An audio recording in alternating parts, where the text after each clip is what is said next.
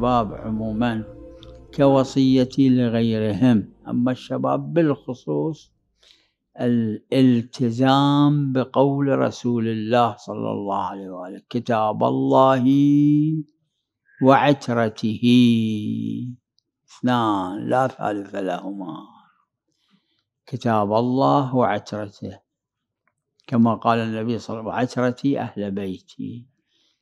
يحاولون بالمقدار الممكن، لا يقصرون في ترويج، في تعظيم، في تعميم كتاب الله القرآن الكريم وعترة الرسول أهل البيت عليهم السلام. أركز على هذا وأؤكد عليه للجميع خصوصا الشباب.